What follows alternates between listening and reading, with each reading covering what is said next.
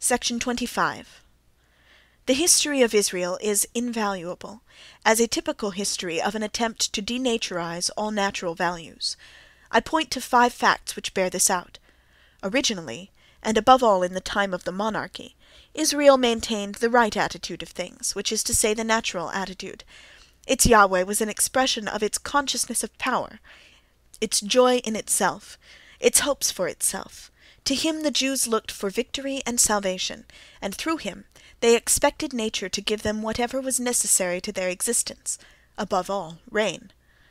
Yahweh is the God of Israel, and consequently the God of justice.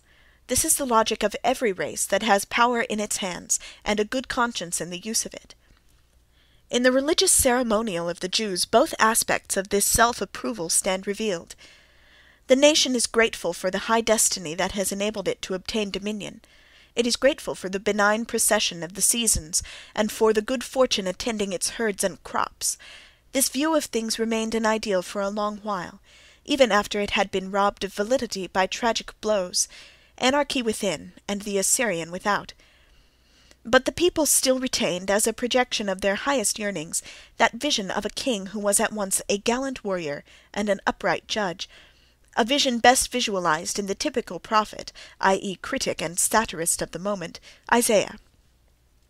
But every hope remained unfulfilled. The old God no longer could do what he used to do. He ought to have been abandoned. But what actually happened?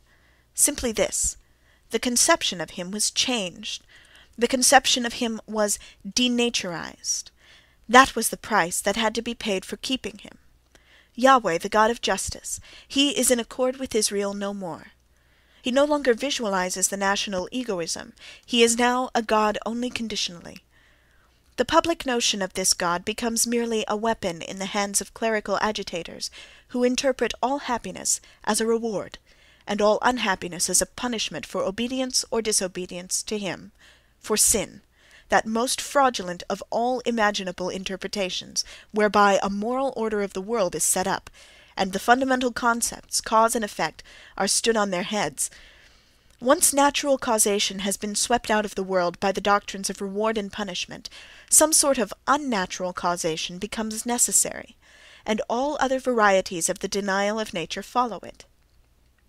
A God who demands, in place of a God who helps, who gives counsel, who is at bottom merely a name for every happy inspiration of courage and self-reliance. Morality is no longer a reflection of the conditions which make for the sound life and development of the people. It is no longer the primary life instinct.